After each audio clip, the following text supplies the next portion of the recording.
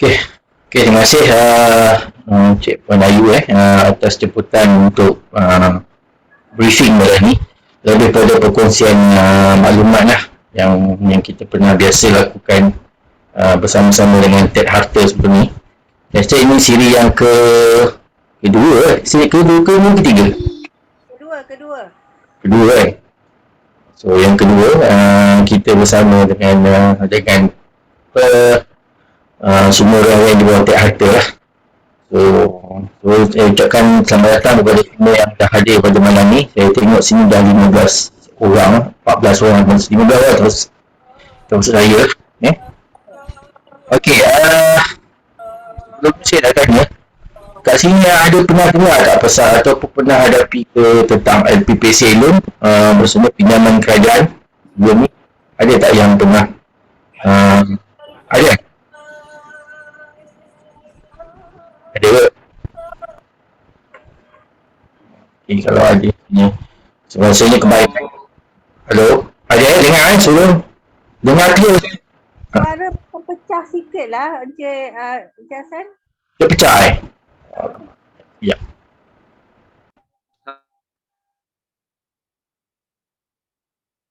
Ataupun saya saja yang dengar suara macam pecah. Suara pecah. Kalau Azhar pun dengar suara pecah. Ya, suara pecah. Halo Kak Ayu. Ya, Ethan.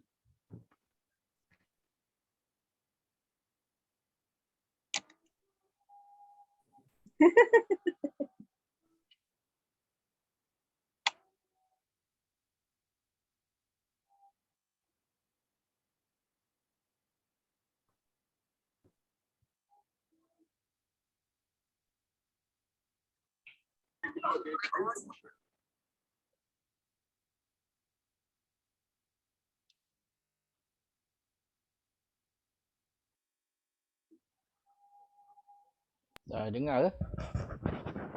Dengar. Dengar. Yes. Dengar. Saya kena pakai speaker nampaknya. Kali ni tidak tak. Jadi tak dengar sangat tadi kuat tu kuat tapi suara tu pecah. So tak clear lah dengar. Okey, saya pernah pakai speaker nampaknya. Okey, berbalik pada tadi, maaflah ada gangguan sikit. Iklan. Okey. Malam ni lebih pada perkongsian ilmu lah antara saya dan rakan-rakan RAN semua di bawah Ted Harter, LPPC Loan. Terlebih dahulu saya perkenalkan diri saya, nama saya Hassan bin Abdul Latif. Saya sebenarnya attached pada LPPC ini dah lama dah, sejak tahun 1990. Sejak tahun 2009 lagi dengan LPPC. So sejak sebelum masa tu dikenali sebagai bahagian pinjaman perumahan dululah. So sekarang dikenali sebagai LPPC. Okey, itu seberingkas tentang diri saya. Okey. Untuk seterusnya kita pergi pada slide yang seterusnya.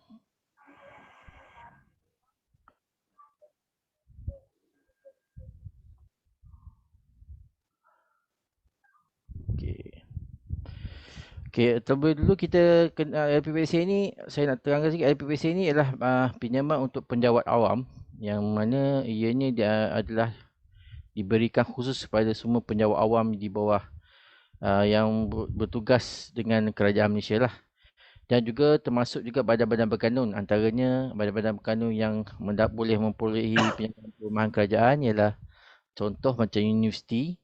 Universiti adalah di bawah badan berkanun. Lagi satu macam PBT, Majlis Pemandaran juga di bawah badan berkanun. Dan juga beberapa Suruhanjaya ataupun antaranya yang Suruhanjaya juga di bawah badan berkanun. Dan juga macam KWSP dan juga bukan KWSP, Lembaga Hasil Dalam Negeri juga boleh apply LPPC loan. Okey, untuk permulaan pinjaman pembiayaan kerajaan ni ada 7 jenis sebenarnya. 7 jenis. So tapi untuk malam ni kita tak nak fokus banyak-banyak sangat. Kita dia fokus hanya untuk dua saja jenis loan, iaitu loan pertama ialah loan jenis pertama, iaitu loan beli rumah yang dah siap ataupun kita lebih kenal sebagai subsale lah. Subsale. Yang keduanya loan jenis bina rumah atas tanah sendiri. Meaning to say kalau penjawat awam tu ada tanah sendiri pun dia boleh apply loan untuk bina rumah atas tanah dia. Yang ketiga, ini adalah loan rumah yang under construction. Loan yang rumah under construction juga boleh ambil pinjaman perumahan kerajaan. Okay, so itu jenis 3. Jenis 4 pula adalah membeli tanah dengan tujuan beli rumah. Macam banyak juga kakitan kerajaan yang beli tanah. Dia beli tanah dan dengan dia beli tanah dulu, kemudiannya dia akan bina rumah atas tanah tersebut. Ini pun ada. Kebanyakannya macam kawasan-kawasan yang paling banyak sekali buat jenis beli tanah ni kemudian bina rumah adalah macam di belah-belah pantai timur, macam Kelantan, Terengganu, even di Pahang. Bukan kata tempat lain tak ada, tapi yang banyak sebenarnya di 3 negeri ni lah, Kelantan, Terengganu dengan Pahang. Yang kelima adalah dia refinancing loan. Kalau dulu penjawat awal ni dia pernah ambil loan dengan bank ataupun financial institution yang lain, dia nak refinance ke LPPC juga dibenarkan. Itu jenis 5. Dan yang jenis 6 pula adalah dia beli rumah, dia bina rumah atas tanah yang dia beli menggunakan loan LPPC. Dia ni berbeza dengan jenis 2 tadi. Jenis 2 tu dia memang tanah dia sendiri, yang ini dia bina rumah. Yang jenis 6 ni dia beli tanah dengan guna loan LPPC, lepas tu dia bina rumah atas tanah yang dia guna loan LPPC. Yang ketujuh adalah ubahsuai ataupun renovation loan. So maksudnya rumah tu dia ada loan dengan LPPC sebelum ni, dia nak buat renovation. Renovation pun dia nak buat pinjaman pun dibenarkan. So ada 7 jenis loan di bawah LPPC, tetapi malam ni kita fokus hanya 2 loan saja, iaitu loan yang pertama subsale, rumah subsale. Yang keduanya adalah jenis 3, iaitu under construction. 2 saja, sebab saya kalau nak cerita 7 loan ni boleh jadi hikayat 7 hari 7 malam pula. So kita fokus 2 saja loan pada malam ni, subsale dan juga under con. Okey tak kalau 2 saja? Okey ke nak go through juga one by one? Okey, dua memang 2 saja Okey. Tapi tek harta kebanyakan ni mana? Jenis 1 ke jenis 3? Ethan, Ethan, you biasa apa buat? Hasan boleh terangkan pasal yang projek baru sajalah. Okey. Projek jenis under construction loan lah. Yes. Under construction loan. So jenis 3. Loan jenis 3 saja. Kita fokus jenis 3. Dan saya sentuh juga jenis 1 lah, sebab dia pun kadang-kadang ada juga 1 or 2. Tapi kita sentuh jugalah. Alright Ethan. Long time no see you lah Ethan. Okay. Next.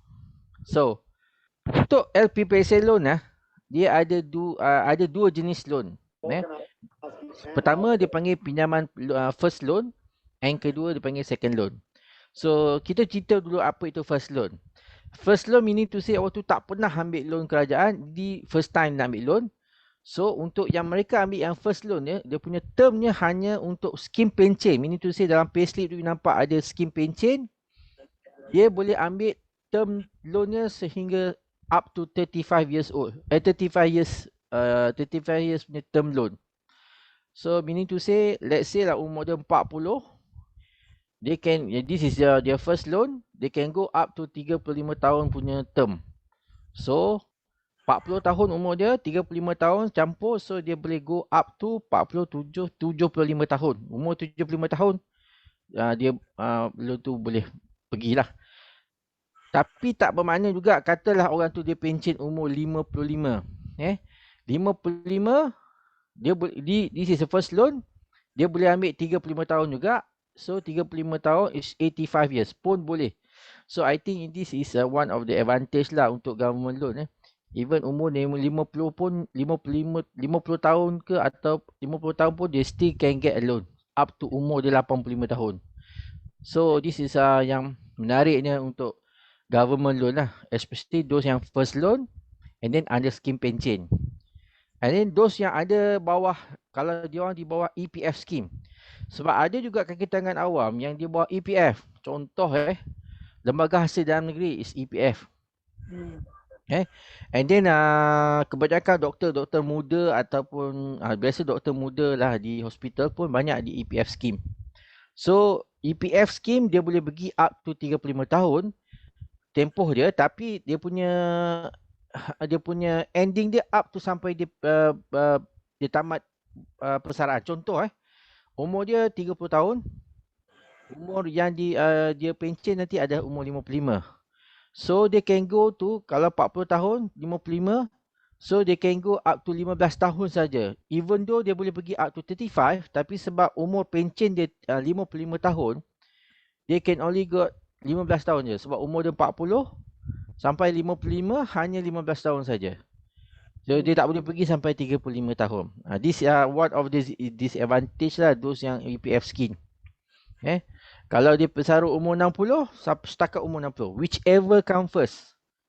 Kalau dia umur 20, okey lah. Dia can go sampai umur 35 tahun, can go up to 55 years. Kalau pencen umur 55 lah. So, those yang 30, dia can go up to, kata pencen 60, so can go kalau 30, hanya 30 tahun. Even though this is first loan, dia boleh pergi hanya 30 tahun saja. So, I think it's clear about the first loan lah. Clear tentang first loan ni? Clear. Okay. So, sekarang I nak cerita pasal the second loan. So, apa maksud second loan? Second loan doesn't mean that you boleh ambil concurrently. Meaning to say, dah ada first loan, you nak ambil second loan. Tak boleh. The syarat dia, the first loan has to be settled first. Meaning to say, kalau orang tu dah ada first loan, dia dah pernah ambil loan pertama dengan LPPSA ataupun Bankan Pinjaman Perumahan sebelum ni, they have to settle first. Dah settle, baru boleh ambil loan kedua. Dia tak boleh ambil concurrently, serentak tak boleh. Sebab dia kena ambil satu-satu. So, they have to settle dulu sama ada memang loan pertama tu dah selesai ataupun dia settlekan guna duit cash dia sendiri ataupun dia refinance pada bank pun boleh. Dah settle tu baru boleh ambil second loan. So, the second loan dia punya term je untuk skim pencen up to 30 tahun. Let's say lah.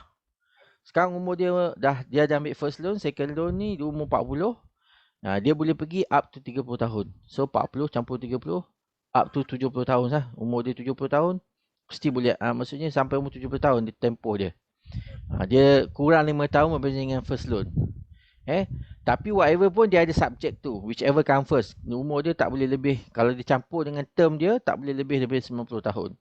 So let's say kalau umur 50, even though dia boleh pergi 30 tahun, dia kata umur dia 55, 30 tahun dia boleh pergi 85. Tapi kadang ada orang pencen umur 60 dia can go sampai 90 tahun pun still boleh jugalah.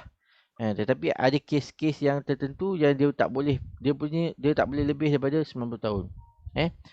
Begitu juga kalau skim EPF, dia sama juga macam yang first loan tadi. Dia kena settle juga first loan and then baru boleh ambil second loan. Okay. Tentang kelayakan second loan pula, ada difference dengan the first loan.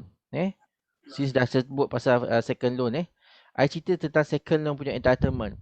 Second loan entitlement, dia hanya boleh differences, dia punya perbezaan saja kelayakan. Let's say, first loan dulu dia ambil 300,000. Dia dah settle first loan, and then dia nak ambil second loan. Dia nak ambil second loan boleh, let's say kita kira pada ketika umur tu, let's say, sekarang dikira dia punya kelayakan dia hanya boleh pergi sampai 600,000. So, dia hanya boleh pakai 300,000 saja. Sebab dia dah guna 300,000 untuk first loan dia. Sebab kita hanya boleh ambil up to 30 tahun saja. Dia tak boleh pergi 300,000 saja. Dia tak boleh pergi sampai 600,000. Sebab dia dah guna 300,000, so dia boleh bagi the balance saja kelayakan. Dia tak boleh. Tu clear on that. Dia punya boleh second loan hanya perbezaan. Dia punya difference saja daripada first loan dia. Sebab kat yang daripada first loan lah. yes. Daripada kelayakan. Okay. Kita kira dulu. Okay, dia kelayakannya, yelah, masa dia muda mungkin dia up to 300,000 contoh. Dia ambil first loan. Lepas tu first loan dia dah settle. Tak kisahlah settle guna duit sendiri ke, memang dah settle ke. Lepas tu tiba-tiba dah umur kata 45 dia nak ambil second loan. Kita kira. Sebab gaji dah naik kan. Pada umur dia 25 dulu, sekarang dah umur dah 40, mungkin gaji dah naik. So kira-kira katalah dia boleh 600,000. So tapi since dia dah guna 300,000, kita cuma tolak. Kita dia boleh ambil perbezaan saja, iaitu 300,000 saja. Dia tak boleh ambil maksimum 600,000. Itu beza lah. Itu untuk yang second loan lah. Dia macam tu cara kiraan dia. Walaupun dah settle ya? Yes, walaupun dah settle. Sebab dia kelaikan dia begitu cara dia untuk second loan. Dia bukan cerita dah settle loan. Jadi I dah settle loan, so sekarang I nak 100,000, tak boleh. Memang tak boleh. Kiraannya kena tolak yang dia dah gunakan sebelum ni. Okay? Clear on that? Okay. Lepas ni nak tanya sikit, penolakan dia tu termasuk ke dengan dia punya insurans, MRTA apa semua tu termasuk ke tak termasuk lah kan? Dia termasuk sebab loan yang dia digunakan. Kalau loan tu dah termasuk dengan insurans masa itu, kalau termasuk insurans, kata dah termasuk semua insurans, sebab dia dah gunakan, kata dah 400, kata 300,000 termasuk insurans semua bagai. So itu 300,000 dah termasuk juga insurans. Sebab insurans dia termasuk dalam dia punya loan dia. Alright, okay, faham. Okay. Soalan lain sebelum kita proceed? Untuk Encik Hassan, kalau okay, untuk skim pencen dan skim KWSP kan, apa perbezaan yang paling ketara? Perbezaan yang paling ketara term dia lah. Term dia, sebab untuk yang EPF dia boleh pergi memang dia boleh pergi sama ada kalau first loan 35 tahun ataupun second loan 30 tahun. Tapi dia mesti ikut dia punya tarikh umur persaraan dia. Dia punya pension punya umur. Kalau pension is umur 60, so kita akan kira up to 60. Meaning to say whichever come first. Let's say lah kata umur dia 40, dia nak ambil pension umur 55. Kalau by logic dia can go, kalau untuk first loan dia can go 40 campur 35, 75 tahun kan, umur 75. Tapi because of dia punya pension umur is 55, dia only can boleh ambil 15 tahun saja. It's different so itu saya yang paling ketara lah on the EPF dengan pension. Saya rasa mungkin ada member yang belum familiar dengan FPPSA ni. Dia ada satu soalan lah, ialah kan kalau let's say dia sudah mau pencen atau dekat pencen kan, dia masih boleh ambil loan tak? Boleh. As long as jangan masa proses tu dia sudah nak pencen. Kalau boleh lah, if possible, normally yang kita biasa handle 6 months sebelum pencen is the right time kalau dia nak ambil lah. Tapi kalau tinggal 2-3 bulan, bukan tak boleh, boleh. I takut while we doing the process, dia sudah pencen. So better kalau boleh, the paling maksimum pun 6 months lah. Itu pun 6 months pun sebelum pencen pun actually dah terlalu tight sangat lah. Tapi kalau ada, why not? Kadang-kadang ada case yang kita pernah terima case, dia tak pernah ambil loan. And then suddenly bila nak pencen baru rasa nak ambil loan. Because yelah mungkin orang sudah cakap kan, better ambil loan. Mungkin dia ambil loan because of dia punya anak ke apa ke. So still they have time to take, boleh ambil lah. I think yang paling the latest yang kita orang pernah handle lah, lagi 4 bulan nak pencen, dia ambil loan. Dan luckily lah, so loan lulus, and then while lulus, and then dapat potong 1 bulan, lepas tu dia pencen. So easy maksudnya bagus untuk dia lah kan. So sebelum pencen dapat the same benefit, dia dapat this benefit lah. So I think this is one point that you boleh gunakan sebagai rent. Those yang you rasa you jumpa prospek government, I lagi nak pencen lagi 5 tahun, I nak pencen lagi 1 tahun lah. No. Because even 1 year or 2 years pun tak apa. Lagi bagus. 1-2 years pun masih boleh lagi ambil loan. So tak ada, maksudnya meaning to say they still entitled to get a loan lah. Let's say lah kata dia umur 55 dia pencen 55. Suddenly umur 53 baru rasa nak ambil loan kan. Dia boleh pergi 53 tahun dia boleh pergi first loan, dia boleh pergi sampai 35 tahun. Mana ada bank boleh bagi sampai umur 35 tahun punya term? Tak ada lah. 20 lebih kan. So still boleh ambil loan, tak ada masalah. Clear on that, on the terms untuk loan ni? Clear. Okay, next. Okay.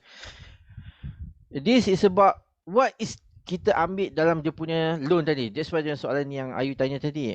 Ambil kira ke this amount ni yang apa insurans ke ataupun lain-lain cost. Sebab kena ingat under the loan amount, the component is under loan amount is first is dia punya harga, dia punya price, property price. Harga tanah tu. The second part is dia punya insurance. Insurance is two lah. First is mortgage, the second one is a house owner, householder. And then the third portion is a legal fee. Legal fee is only loan agreement legal fee only. Not the sales and purchase agreement punya fee. Boleh masuk dalam loan. Untuk government loan hanya legal fee on loan agreement only. Not the sales and SMP. So meaning to say kalau dia nak masukkan dalam loan pun is allowed. So these three main component under the loan amount lah. First is the price, the property price. The second is the insurance. Insurance is two. One is the mortgage, and the other one is a fire insurance ataupun we call it long-term house owner policy lah. So this is for house owner, for mortgage and insurance. There is no such thing of optional. It's compulsory to include dalam dia punya loan amount. Tak boleh ambil asing, I nak bayar asing, tak boleh. So dia termasuk sekali dalam loan amount. Itu on the three parts ni. So on the legal fee tu terpulang. Legal fee on the loan agreement is up to the buyer. Some property legal fee is include dah termasuk dalam price property price. Dia masa dia punya price list lah. So some property dia punya legal agreement on the loan legal agreement for loan biasanya dia kena bayar sendiri. So untuk FPPC you boleh masukkan dalam loan. No tak ada isu pun. You boleh masukkan sekali. Okay, clear on this? Clear. Okay. So this is the this is macam general guidelines lah on the how much the entitlement for them untuk dia ambil loan. How much the entitlement? Sebab kena ingat the entitlement government loan is different according to dia punya gaji. Gaji is not based on the gross income. It's only on the net income. So if you see kat sini dia punya pendapatan based on this one. Even though you tengok sini macam 6,500 and above, kalau net income je, they can go up to 750,000. This is the maximum loan allowed for government loan lah. However, untuk table ni this is only the general guidelines lah. General guideline only. Dia punya kiraannya banyak faktor yang kita ambil kira. First on dia punya, kalau you tengok the payslip of government loan, dia ada satu portion yang sebelah, you tengok situ yang sebelah kanan dia punya bagai deduction. Banyak deduction situ kita akan tengok. So deduction. Macam-macam deduction. Especially macam angkasa, and then zakat, and then kalau KWSP lah, and then ada potongan-potongan lain, allowance rumah, allowance dan macam-macam potongan kat situ lah. Angkasa, pinjaman peribadi lah, these are the things yang kita ambil kira juga. Cuma I boleh bagi the guidelines normally on the bahagian kanan tu yang tak diambil kira sebagai dia punya komitmen is zakat tak ambil kira, potongan tabung haji tak ambil kira. This is the main potongan yang tak diambil kira sebagai potongan lah, liabilities . So on the other side, on the pendapatan dia pun kita ambil kira few allowance yang kita ambil kira dan ada few allowance kita tak ambil kira. Ada allowance contoh macam hospital. Hospital kalau you tengok biasa dia dekat bahagian kiri dia tu dia akan ada mention allowance critical. Yep. Allowance critical tidak boleh diambil kira sebagai income. Itu doktor lah ni. Doktor biasa yang bekerja hospital ada allowance critical lah. Doktor mungkin kadang nurse juga ada, jurawat pun ada. So allowance critical tak ambil kira. Tapi I boleh kata the three main yang boleh diambil kira is satu is allowance tetap perumahan, allowance tetap kerakyatan, Allowance khas ETK, ETP dengan satu lagi allowance karya allowance apa allowance apa Lah. satu kola. Yang tu boleh diambil sari hidup. Itu boleh diambil kira. Tu tiga yang biasa diambil kira lah. Itu you tengok yang biasa penjawat awam biasa. Tetapi kalau you tengok you askar, lagi kita akan pening kepala. Even Ya. saya sampai sekarang pun askar saya tak berapa familiar lagi. Sebab tu kalau berkaitan dengan ni, Puan Indah yang akan buat ni lah sebab Puan Indah is expert on this. So dia akan tengok mana yang bagi askar yang boleh ambil kira, mana bagi askar yang tak ambil dikira. So payslip askar memang totally different. Ada potongan sara untuk keluarga. Itu pun benda-benda yang kena ambil kira dalam sama ada is a liability or whether is a income for the askar tu sendiri. Okay, idea. Cuma I cakap the table is only the general guideline. Table this only the general guideline. Bukan meaning to say maksudnya you boleh jadikan benda yang boleh ambil je terus. Tak boleh. So because of that, kita selalu advise kalau you ada untuk government loan, you bagi saja payslip pada kita punya appointed consultant ya, macam untuk teater ni is Indah. Indah akan kira mana yang mana berapa kelaikan sebenarnya. So easy for you that you pada you ni sebab nak bagi penerangan kat you mana ambil is not easy. Bukan mudah. You just bagi kat Indah, Indah akan kira, Indah bagi tahu okey kelaikan dia 300,000. From that then you boleh close dekat customer, okey. You layak atau tak layak. So itu yang kita biasa. This is the first filter lah. Kita tak nak nanti you dah close tiba-tiba tak layak ambil loan. So better kita bagi advice you, bagi tahu you mana yang layak, mana yang tak layak. So bagus for you untuk tak nak you all semua buang masa lah. Okay. Betul-betul sebab selain daripada kelayakan, selalunya buyer dia akan tanya juga berapa monthly dia kena bayar. Yes, monthly pun tu benda yang perlu dia ambil kira jugalah. Sebab dia nak kira bajet kan. Betul. Okay. What else Alright. Can we go to the next slide? Boleh. Okay. Okay, tadi kita bagi tahu tadi kita ada dua jenis loan. First is jenis satu is subsale. Subsale meaning to say rumah tu dah siap, and then rumah dah siap and then kita nak beli rumah tu. So cuma dia punya documentation normally sama je macam yang lain-lain. Cuma yang paling ketara dia kita perlu dapatkan valuer report untuk disubmit together dengan loan tersebut. So the valuer report bukannya valuer the commercial one bukan yang bank punya valuer report, tapi kita gunakan daripada Jabatan Penilaian Penyimpanan Harta lah. Penilaian Perkhidmatan Harta, JPPH. JPPH punya penilaian report tu dia akan kena submit kepada LPPSA. So biasanya kes-kes macam ni kita you all tak payah pening kepala. Kalau you ada subsale, you no need to pening kepala. Kita akan berurusan dengan peminjang how to handle benda-benda ni lah. JPPH macam nak handle. Sebab JPPH ni dia kena submit report kepada JPPH. Cuma ada satu isu yang kadang you akan tanya, okay, dapat ke harga tersebut? Contoh you beli rumah subsale, you ingat rumah tu mungkin ikut market is 300,000. Tetapi JPPH normally bukan kata tak dapat. Kebiasaannya dia punya JPPH valuation is little bit lower daripada commercial punya valuer. Itu saya nak bagi tahu awal. Memang little bit lower. Tapi taklah bermaksud ada yang sama. Ada juga case yang boleh dapat macam commercial valuer, tapi kebiasaannya dia rendah sikit. Contoh valuer yang bank mungkin boleh dapat 300,000, dekat LPPSA dia ambil 200.5 atau 275 ataupun mungkin 200. Sebab dia punya penilaian untuk JPPSA dia agak ketat sikit lah, strict.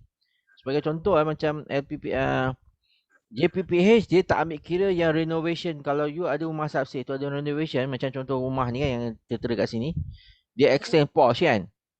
Kalau kita pergi bank, kadang-kadang bank punya value boleh dapat je. Tapi JPPH dia tak boleh simply bagi. You boleh nak dapat harga masukkan kos extend porch tu. Boleh dengan syarat you kena ada submit plan dekat PBT. Kalau ada submit plan PBT approve and then you attach together masa you apply, meaning to say dah dapat approval, then they can consider. Tak Kiranya boleh kena ada approval daripada pihak PBT PBT. lah. Yes, untuk whatever renovation atas rumah subsale yang nak dibeli oleh penjawat awam, kalau ada renovation tu kena attachkan sekali dia punya approval PBT. Kalau tak ada, meaning to say dia akan ambil kira rumah tu sebagai rumah yang kosong. Kalau ada extension dia tak ambil kira. By the way, tak kata tak boleh, tapi sometimes boleh dapat. It depends. How cuma kita nak argue kat dia, kita kena argue lah. Contoh market price itu memang boleh dapat 300,000 even though kosong. So dia akan bagi juga 300,000. So this is about subsale lah. Kita okay Thank you Encik Hassan. Encik, kita ada satu soalan lah nak tanya. Ialah kan pasal rumah dia dari masih dalam tangan pemaju lah. Alright. Tapi dia dah siap, okay. So actually bermakna proses dia sama lah. Buyer dia dah okay. So just you guys akan proses. Tapi dia perlu ambil itu valuation.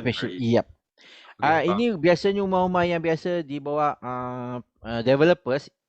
Macam we call unsold punya unit lah. So rumah sudah projek and then dia still dia sudah tukar nama. Mungkin tukar nama pada pemaju ataupun whatever name lah dia letak. Sebab rumah tu diconsider sebagai subsale. Even though rumah baru, still subsale. So, dia subject to valuation report. Normally, valuation report pun dia akan, kalau rumah yang macam itu punya jenis, Ethan, they can get the price. No problem. Sebab dia tahu rumah tu rumah yang tak pernah duduk lagi. So, they can still get the price. No issue. So, dalam pengalaman Encik Hassan, untuk value for ini developer punya unsold unit is no problem lah. No issue. Unsold unit, normally they can get the price. Tak ada issue. Thank you. Alright. Cik Hassan, saya nak tanya. Okay. Kalau macam banker punya valuer, so of course buyer kena bayar dan boleh masukkan dalam loan. Tapi kalau JPPH ni berbayar ke ataupun memang diorang buat penyelesaian sel percuma? Okay. JPPH punya valuation report is free. FOC.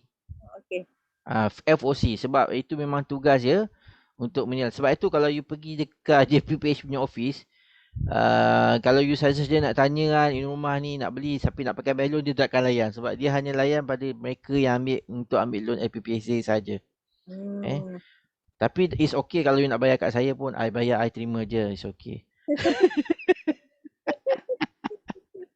Tak, sorry, just kidding. Tak ada JPPH report free of charge. Dia tak masuk dalam loan, dia tak charge dalam loan. No, dia tak akan charge. So clear on that. Alright? Kalau dia minta payment JP minta payment you jangan layan. Memang tak ada. Dia tak ada charge. Okay? Alright, faham.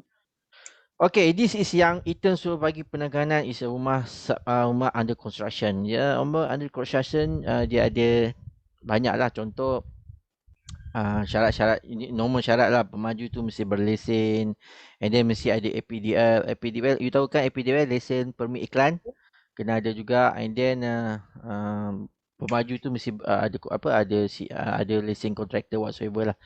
So itu boleh itulah jenis ni. Okay, rumah jenis 3 ni ada 2 jenis. Satu is landed, satu rumah yang apartment. Okay, kalau yang rumah apartment, you boleh masukkan selalu macam rumah apartment, dia macam parking lot pun dia masuk sekali kan. So you boleh masukkan sekali apartment punya cost dalam you punya SMP. SMP tu kena masukkan apartment parking lot. Cuma you tak boleh separate agreement. Some of developer rumah apartment dia ada buat separate agreement. Untuk parking lot separate agreement, lain punya SMP, untuk rumah lain punya SMP. So dia nak, kalau nak you nak masukkan parking, you kena masukkan dalam satu agreement. Dia tak boleh separate agreement. Okay? Kalau separate agreement, maksudnya yang parking tu buyer kena bayar sendirilah. Bayar sendiri. Tak, dia bukan bayar sendiri. Sebenarnya kita benda tu boleh masuk, tetapi dia tak allow you buat separate agreement. SMP must come together. Parking lot punya value masuk sekali dalam pembelian rumah tu. Baru dia akan kira sekali. So rumah-rumah ada con ni ada banyak juga. Contoh rumah apartment, rumah yang Soho, rumah yang macam rumah studio konsep. Itu pun you kena be careful sebab syarat-syarat dia mesti rumah yang ada bilik. Yang kegunaannya ada untuk rumah. Bukannya studio kosong biasa memang tidak boleh. Dia mesti ada at least satu bilik. Satu bilik dan ni. Kadang some developer dia orang tahu benda ni, dia can manipulate lah. The SMP tu dia dia tiba-tiba studio tiba-tiba ada satu bilik. Kalau developer yang biasa dia akan tahulah. Kalau dia biasa yang memang dia tak cater for government, dia tak pernah deal dengan government loan, dia akan buat macam tu. Bila sampai kat PPSA dia akan reject lah. Sebab one of the requirement dalam LPPSA punya documentation is dia nak SMP, draft SMP. Ya, betul. Draft SMP kena submit together. So draft SMP kadang dia minta layout plan of the house. Sebab dia tengok dia punya layout, especially rumah apartment lah.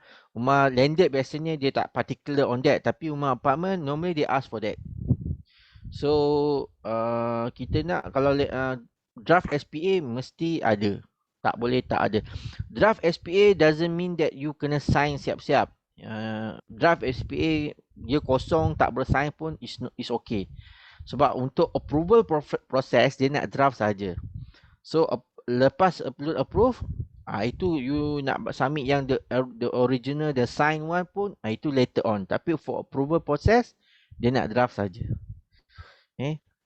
So itu one of the requirement. And then for other construction, one of the requirement is dia nak lesen permit iklan lah, APDL.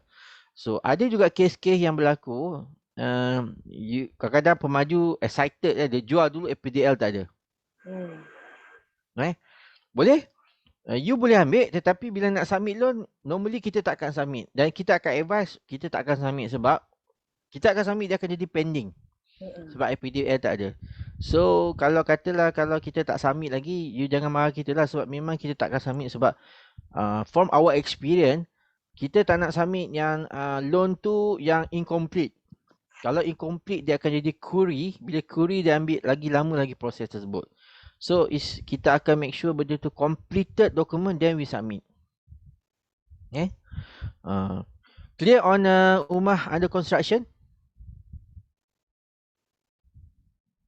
Nak tanya tadi you kata kalau agreement tak boleh different parking dengan rumah kan, untuk those condo ke apartment. So solution dia kena minta lawyer untuk combine in SMP ke? Yes, lawyer untuk combine ataupun biasanya bergantung pada pemaju. Pemaju instruct je lawyer. Pemaju kita minta pada pemaju untuk combinekan parking lot punya ni dengan rumah tu, buat satu agreement sekali, bukannya different agreement. Combine together. Selalunya developer yang dah biasa dengan LPPSA dia akan combine. Ya, dia akan combine. Tapi since kita dah tahu this one, kadang pemaju yang tak tahu, then we have to advise them lah. So can you ask your lawyer to combine those two agreement? So combine and then sign together and then submit. Okay. Any other question on this? On the rumah under construction?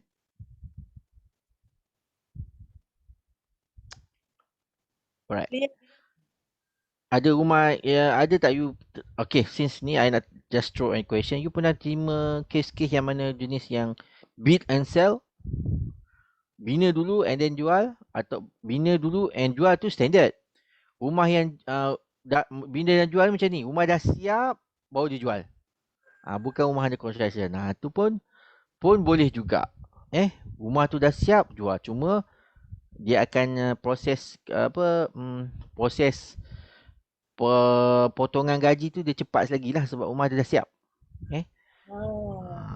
Okay, rumah dah siap. Itu pun salah satu juga. So kalau yang developer buat konsep build and sell tu, maksudnya kena juga dapatkan dari penilaian daripada ni ke JPPH ke? Tak perlu. Itu rumah boleh consider sebagai rumah rumah construction, rumah under construction. Dia bukan rumah yang macam subsale. Jadi macam itu baru dapat CCC. Yes. Mesti dah CCC kena penilaian. Yep. Kalau dapat CCC barulah pergi dapat penilaian. Okay. Next. Okay, this is the workflow on macam mana kalau you dapat case-case daripada government servant, what you should do. Sini kita pecahkan pada is your punya part is your rent punya kerja, what is the borrower punya kerja, what is the developer punya kerja, and then the LPPSA punya side. So to cut it short, the workflow is bila you dapat this ni, you receive the sales form ataupun intent daripada peminjam untuk beli rumah, and then you just first thing you kena bagi dekat kita untuk kira kelayakan lah. Okay? And then after that kita akan we communicate directly dengan peminjam lah on collect certain documents. Normally on the online application we do it on behalf of customer. Upon dia punya consent lah, kita tak buat without their consent sebab kita key in sebab dia kena register ikut nama dia, email dia, ada OTP go dia hantar dekat dia punya telefon atau email. So these are the things lah. So because of that, kita prefer we do on behalf of them lah, the online application. Kita bukan tak bagi dia orang buat, sebab banyak case yang bila buat dia akan silap buat, and then bila nak buat tu nak redo balik, it takes sometimes. You kena bayangkan nak dapatkan call LPPSA untuk buat cancel balik permohonan is not easy. So because of that, I think we have already agreement dengan either TechArta ataupun IU. So those online application we do on behalf of the customer upon their consent lah. So it's easy, kita buat benda tu dengan smooth, and then bila dah okay, kita siap, and then kita cuma minta dokumen je daripada peminjam, we compile it together, and then we request some document from real estate agent directly ataupun dengan lawyer.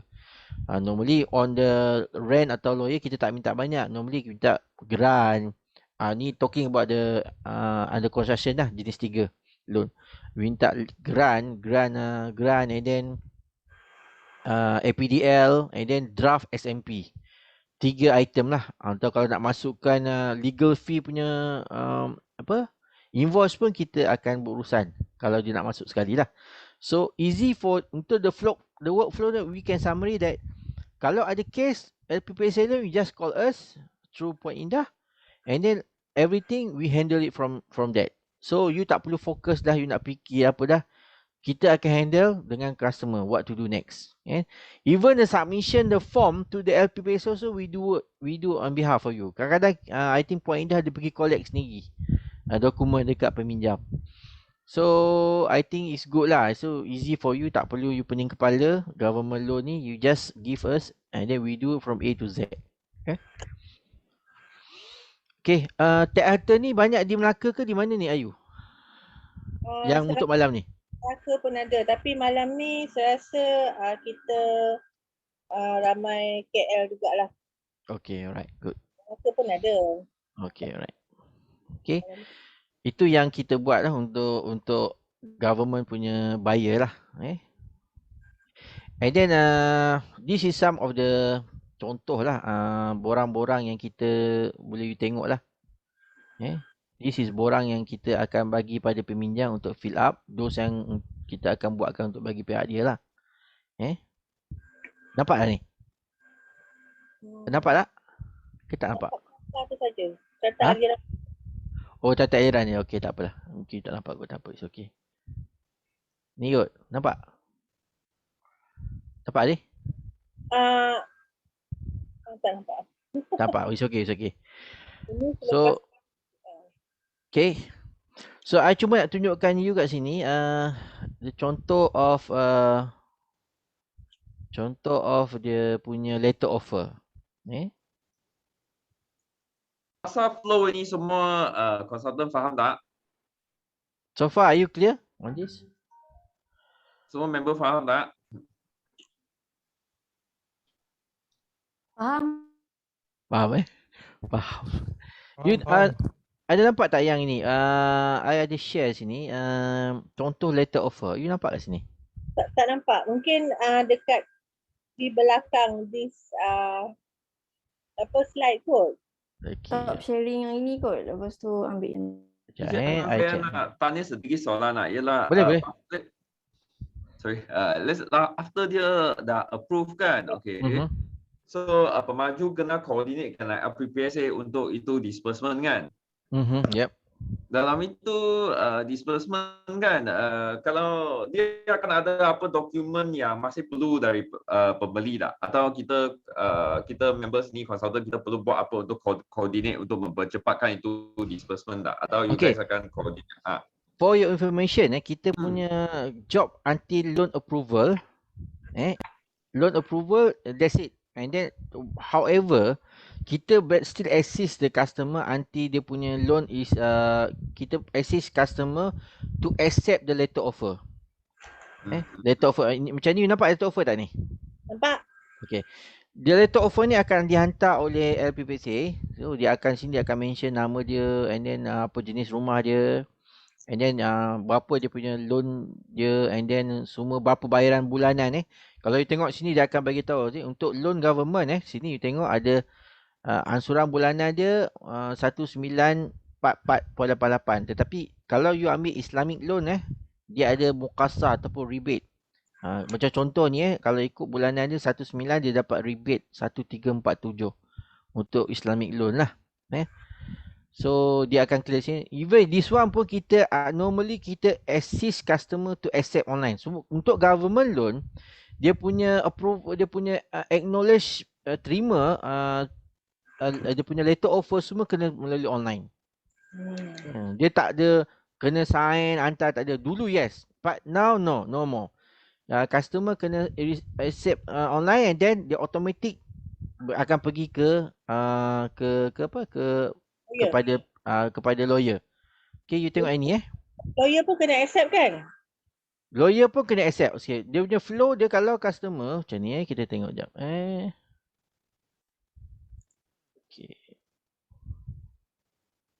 Okay. You nampak ini Nampak? Okay, lepas customer dapat letter offer normally kita pun tahu sebab kita boleh tahu jugalah loan dah lulus ke tak lulus When loan lulus normally kita akan bagi customer what to do next. So customer kena accept dia punya loan through the system. To accept the loan in the LPPSA online system, dia kena accept. Once they accept, automatically akan ada notification pada lawyer. Lawyer have to, those yang lawyer untuk government loan, lawyernya hanya lawyer yang berdaftar dengan LPPSA saja. Not all lawyer you boleh ambil untuk jadi loan punya lawyer lah. Sebab government loan punya lawyer yang dah berdaftar. Sebab they know what to do. Sebab tu kalau kes-kes macam contoh, kalau developer, normally developer they have lawyer yang dah biasa untuk LPPSA. Tapi macam contoh macam loan subsale. Sometimes kita jadi masalah juga. Macam you mungkin bermasalah atau peminjam juga ada masalah. Kadang-kadang peminjam nak dia punya own lawyer. Ya, betul.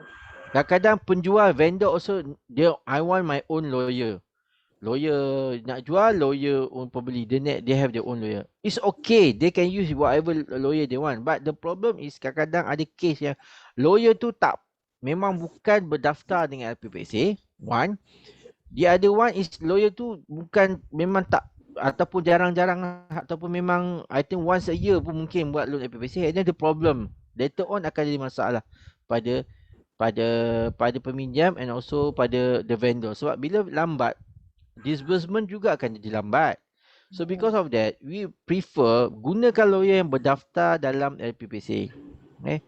Kita can advise you which lawyer lah. Ataupun kadang-kadang you punya own lawyer pun memang dah ada experience. You can use own lawyer tapi you kena cari lawyer yang dah biasa buat LPPSA loan. Because lawyer kena accept once the notification sampai pada lawyer, they have to accept notification tu dalam masa 3 hari.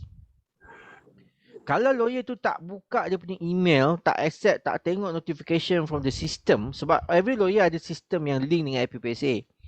If they tak buka the system, dia tak terima the notification ataupun dia tak accept the notification, the problem is kalau lepas 3 hari, the system akan automatically akan hantar the nearest lawyer yang berdekatan dengan peminjam tersebut.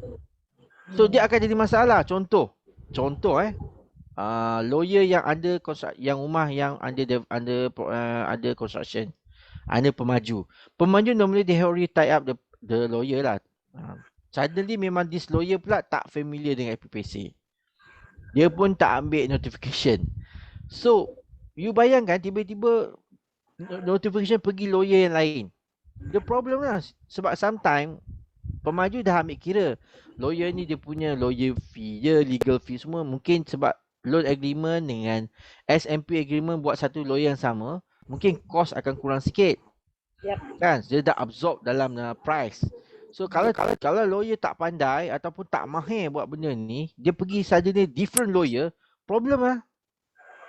So that's why kalau pemaju yang you ada construction, you as a rent, if possible, you tanya soalan pada developer, which lawyer are they using for government loan. So tanya, and then you ask the question whether this lawyer is familiar dengan loan government. Kalau familiar, okay lah. Tapi my experience, most of the lawyer yang under developer normally dah ada experience lah. Tapi ada juga case yang tak ada experience, kadang-kadang lawyer tu pun tak berdaftar and then baru apply. These are the things lah. Berdaftar dengan LPPSA saja. Yes. Lawyer must be yang registered dengan LPPC sahaja. Clear on this?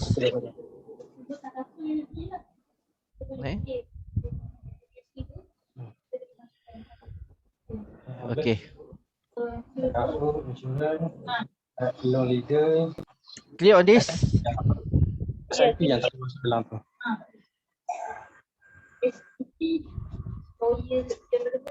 Ada apa-apa soalan sebelum saya nak share what is the latest perkeliling yang ataupun latest perkeliling yang dikeluarkan oleh LPPC lah. I think this is yang dikeluarkan pada tahun lepas lah, bulan 2, format yuran guaman. These are the things yang dia dah keluarkan format baru. Kadang-kadang ada isu, contohnya especially yang those yang lawyer yang lawyer subsale. Kadang-kadang lawyer subsale pun dia tak tahu format. Sebab LPPC dia ada dia own format.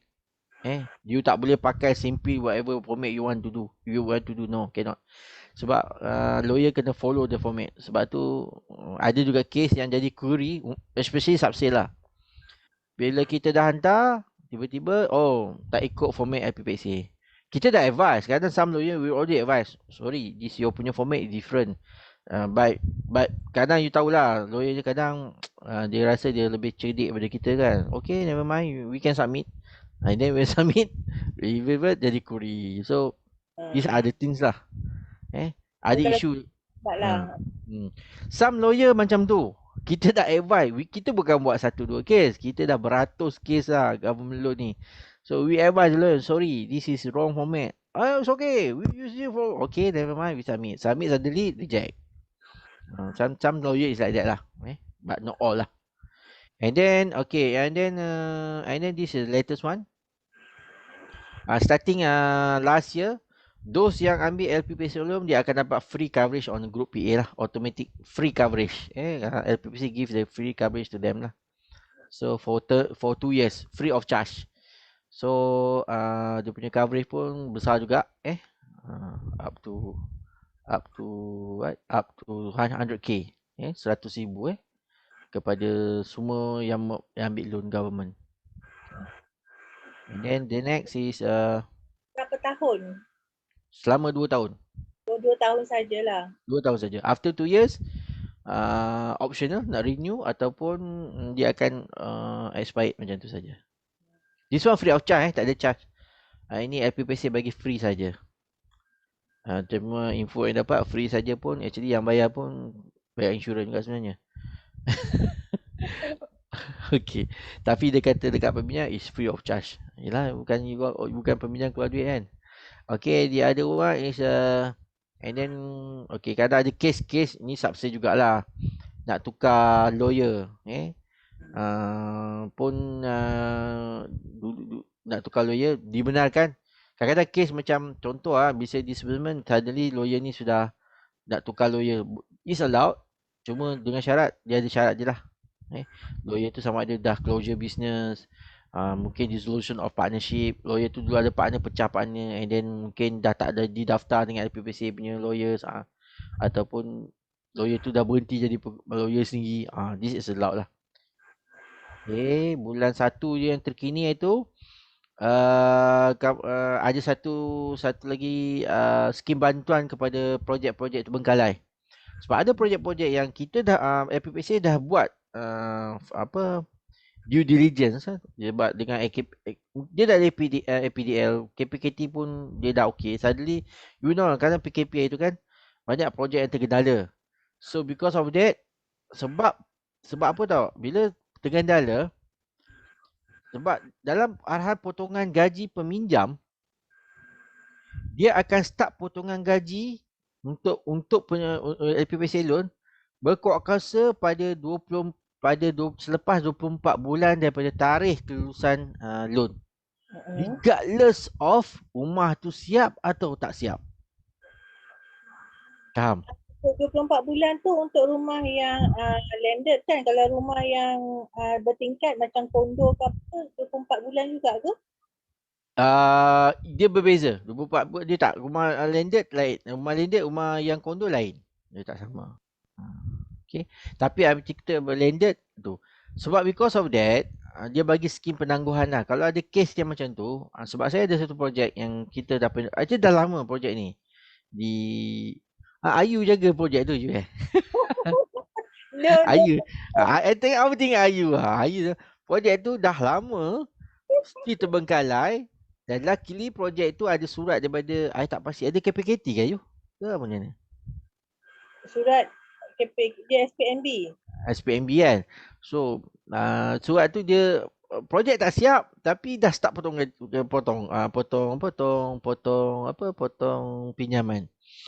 So still dia boleh buat rayuan lah. Sertakan surat tu. I tak pasti. Itu kes tu dah lulus ke tak lulus. I'm not sure. Okay. Alright. Okay, saya nak terangkan kat sini ada soalan on that? Okay, I nak terangkan sini what is your selling point kepada peminjam-peminjam yang ambil loan government ni, what you boleh bagi tahu diorang kenapa pula ambil loan government, loan FPPSA. First, saya tengok kat sini dia punya interest rate dia is 4%. Tak kira masa, tak kira tempoh, dia tetap 4%, naik turun tak ada. Sebagai contoh, kalau bank loan memanglah sekarang ni macam contoh dia bagi you 3%, 2% kan. Sekarang ni lah memang sedap lah. Memang sedap, saya tahu. Tapi kena ingat after recovery besok, economic recovery besok, dia akan naik punya BLR dia. Bila naik BLR, dia tak akan dapat semacam mana FPPSA bagi 4%. Tapi FPPSA sepanjang tempoh is 4%. Kalau rumah under construction dia hanya potong gaji selepas potongan gaji hanya selepas rumah siap, ataupun selepas 24 bulan, ataupun selepas 95% disbursement of the house, rumah tu, whichever lah. Atau sebab tu dia tengok 95 atau ni, whichever come first lah. Tu ada beza. Okay, tadi yang saya ada mention sini, jadi Ayu ada tanya soalan tu kan. Sekejap saya tunjuk sini sekejap. Encik Azam, minta maaf ganggu. Saya ada soalan sikit pasal yang pertama kan. Kalau tak silap saya, pengiraan interest untuk FPPSA actually berbeza dari bank punya interest kan? Dia 4% on the outstanding loan. Ya. Sebab bank dia sudah kira siap-siapnya kan? Yes. Okay, tadi Ayu ada tanya soalan kan? Okay. Dia tanya, saya membeli rumah bertingkat, mengapa arahan potongannya telah dilakukan pada bulan ke-25? Okay. Sebab tu saya kata yang soalan kata, ada kata yang 40 bulan kalau yang rumah bertingkat. Dia tak. Jenis 3 dia ada 2. Konsep bina dan jual, rumah bertingkat, bayaran balik akan bermula selepas 100% keluarga. Maksudnya kalau rumah build and sell saja. Biasanya rumah-rumah, kalau you tahu rumah-rumah PPA 1M ataupun PPA 1M, itu rumah penjawat awam, ataupun rumah yang projek prima ke, yang jenis bina dan jual, rumah dah siap baru jual, itu boleh sampai 37 bulan daripada tarikh kelulusan. Tapi bagi jenis yang build and sell, rumah yang dalam under construction, ia akan bermula pada bulan berikut selepas bayaran 95% atau bulan ke-25 dari tarikh kelulusan, whichever come first. Meaning to say, Tak ada, dia suruh testing rumah bertingkat pun bukan 25 bulan. Ini kita petik daripada LPPSA punya jawapan sebab soalan yang kita tanya. So rumah yang kata rumah landed, rumah apartment tak. Dia tetap juga rumah apartment pun 25 bulan. Rumah landed pun 25 bulan akan start potong gaji. Yang hanya selepas 37 bulan hanya rumah yang build and sell. Rumah yang bina dan jual. Dia bagi sampai bulan ke-37 selepas kelulusan. Pelik sikit lah. Tapi itu yang dijawab oleh LPPSA bila kita tanya soalan. Clear? Ayu? Are you clear? Hello? Hello? Clear. Clear Okay. Yang ketiga government loan dia boleh pergi up to 100% daripada pinjaman tersebut. Let's say lah total pinjaman tu total price rumah tu 300,000 Kalau you pergi government bank loan biasa dia ambil 90% kan, 10% kena cope up daripada deposit ke apa. Tapi kalau LPPSA loan, kalau dia entitled for 300,000, dia can go sampai 300,000. Up to 100% of the entitlement. Dia tak ada macam 90% loan, 80% loan, no. But subject to punya entitlement. Is entitlement dia boleh pergi sampai 300,000, dia can go 300,000. Sebab tu kadang those yang Ted Harter punya agent yang dah familiar, dia akan tanya kita how much dia punya entitlement. From that dia work out. Kan? So easy lah. Kita tahu dia punya entitlement, then from that kita kira berapa dia punya dia boleh ambil loan. Okay. And then yang number 4 is they can get apply loans lewat 6 months. Ni yang soalan yang Ethan tanya tadi.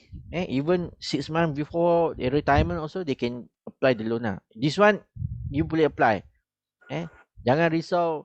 Even kalau yang 1 tahun 2 tahun nak pencen pun still can apply lagi. Sebab kita pernah ada case yang 4 months sebelum bersara apply loan. Still okay, tak ada issue. And then number 5 loan term can go up to 35 years. Tanpa ambil kira umur. Umur berapa pun dia can go up to 35 years. I nak tanya untuk bank loan dia boleh go sampai berapa umur? 70. 70 saja kan? So kalau umur dia 40 dia can go 30 tahun sajalah. Iya. Yes, tapi government loan they can go up to 35. You can imagine kalau orang tu 50, they can go up to 85 years untuk first loan. So this is the advantage lah for them. And then number 6, legal agreement on the loan agreement legal fee. This one pun memang boleh masuk dalam loan lah. Kan tadi I explain ada 3 portion untuk loan amount. First is the price, property price. Second is the mortgage and fire. And then the third one is the legal fee on loan agreement. And then mortgage and LTHO kena masuk dalam loan. Okay. Since I dah sebut pasal LTHO and then MRTT, I nak bagi tahu you untuk government loan dia tak boleh macam bank. Macam bank normally kalau dia ambil 30 tahun dia can pilih sama ada ambil 5 years only mortgage, 10 years only mortgage kan untuk bank loan. For government loan no. They have to follow dia punya loan term. If the loan term 30 tahun, the mortgage also mesti 30 tahun. Kalau dia punya tempoh dia ambil 35 tahun, the mortgage also have to go 35 tahun. Dia tak boleh ambil short term. These are the things lah. Sebab I selalu juga terima kes-kes macam ni lah. Sebab dia ingat bank boleh, LPPSA tak boleh ke? Tak boleh. LPPSA is not allowed that. Because of what? Okay. Sebab dia nak, okay, kita kena ingat kebanyakan loan government ni, dia punya asal tu dia buat government loan ni is dia nak pastikan setiap penjawat awam ada rumah. So because of that dia nak make sure setiap penjawat awam mesti ada rumah. So biasanya orang penjawat awam ni bukan, yelah yang boleh 2-3 rumah memang ada, tapi yang percentage very low. Tapi yang ada satu rumah tu tak banyak. So dia want to make sure kalau dia beli rumah tu along the way tu is anything happen, rumah tu tak tergadai ataupun terlelong because of mungkin tak ada MRTT ke apa ke. So bila ada MRTT, let's say kalau dia meninggal ataupun hilang upaya kekal, ataupun dia tak boleh bekerja, so dia punya loan semua kita settlekan. So bila settle loan, so dia punya waris can get the harta. Kalau dia kata you ambil kata 5 tahun ni, I can jamin lah kebanyakan orang bila selepas 5 years dia tak akan ingat nak renew insurance. Ya. Kan? And then kena ingat after 5 years kalau dia nak ambil insurance at that time kan, masa tu rumah dia sudah naik. Ya, betul. Masa apply dia umur 30, kata dia ambil 10 tahun. Umur 40 nak sambung 40. You can imagine lepas 40 tahun dia nak ambil, the price sudah jump. Increase.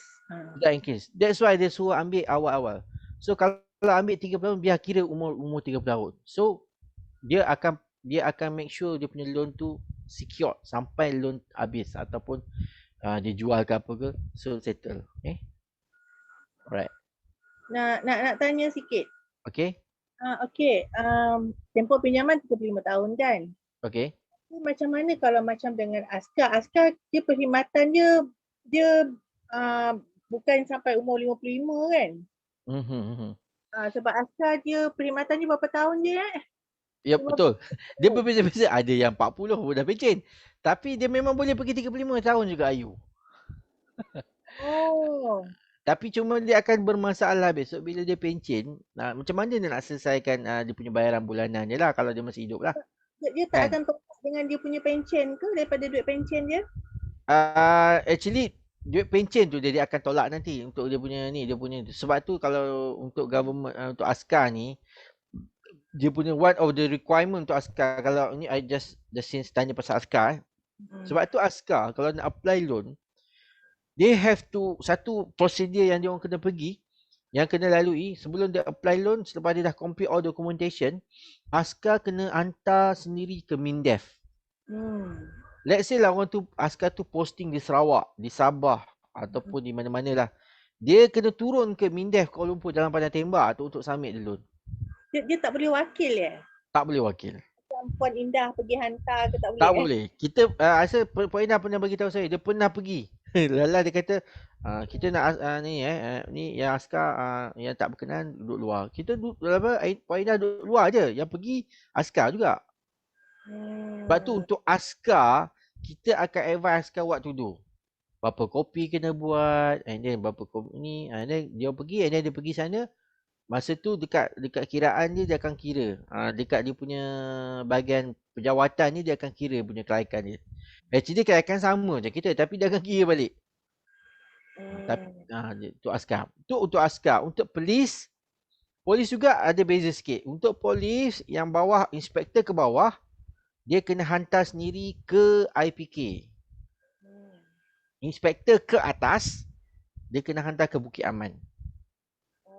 Memang kena hantar sini. Biarpun dia Sabah Sarawak pun dia kena hantar sendiri ke Bukit Dia kena hantar. Sama ada dia nak hantar by post ke, polis lain. Dia nak hantar by post ke apa tu pula. Tapi dia kena hantar ke Bukit Aman. Tapi kalau inspektor ke atas. askar memang owner, tuan punya badan kena pergi. Yes, tuan punya badan kena pergi. Dia tak boleh wakil. Tak boleh wakil. Tak boleh wakil pun tak Tapi boleh. saya dimaklumkan ada kes-kes yang mana macam projek-projek yang ada berkaitan dengan Koperasi Angkatan Tentera, iaitu dibenarkan lah.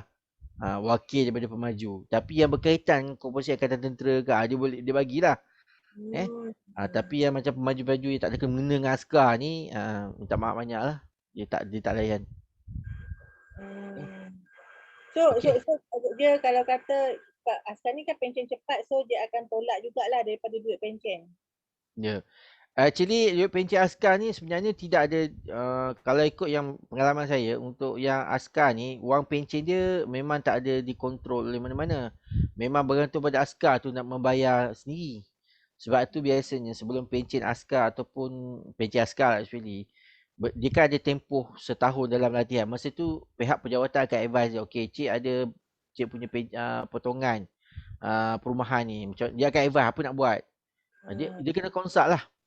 Sebenarnya kalau bersara pencen, sebenarnya memang kalau ikut dia akan potong pencen, tetapi tak ada isu sebenarnya kalau kata selepas bersara pencen, nak pencen, pergi jumpa peminjam tu, pergi ke IPPC, boleh discuss balik macam mana cara nak bayar ni. Kadang-kadang mungkin pencen tu tak banyak mana, tapi bayar rumah tu mungkin tinggi, jadi mungkin nak minta pengurangan ke apa ke, boleh berbincang dengan IPPC. Saya tak kata boleh lulus, tapi boleh buat perbincangan. Kena ikhtiar lah. Kita buat perbincangan, kita justify dengan IPPC, insyaAllah biasanya dia orang consider.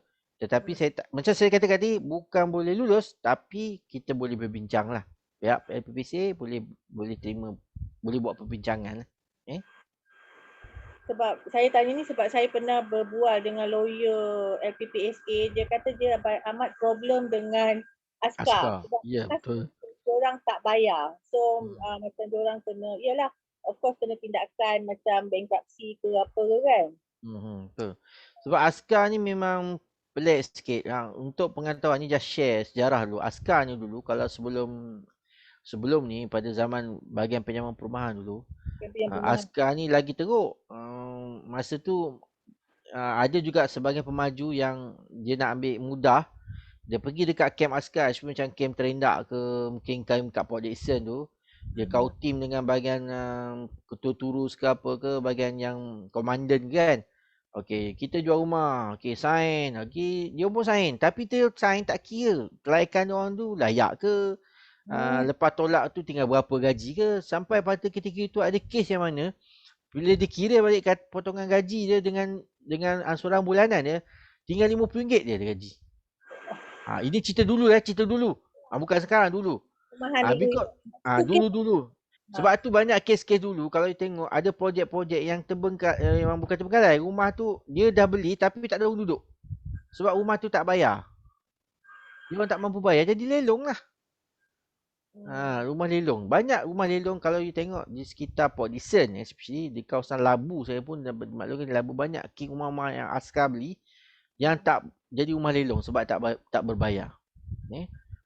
Jadi cerita dulu. Sebab tu bila dia buat kuasa-kuasakan macam ni, ada kena hantar submit, ada interview. Dulu ada interview sebelum ni ada interview. Askar tu interview. Ada jawatan kuasa, dia akan interview askar tu. Dia akan tanya, awak gaji awak 3,000 contoh gaji awak 1,500. Awak bayar rumah 600. Awak nak makan ni, cukup ke? Masa tu kadang askar mula pening kepala lah. Kena pula tanpa rebet lah. Tak cukup. Lalah keluar terus tak lulus. Ada. Sebab Mindef tapis dulu. Tapi sekarang rasanya dah tak ada interview. Tapi yang ditapis, dia akan tapis dekat kerani. Bahagian penjawatan dia akan tapis.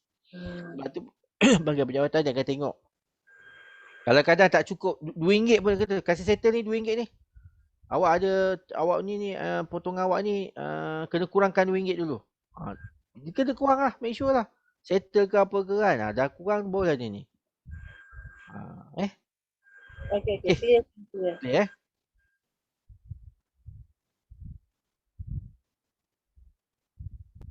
Okay, apa lagi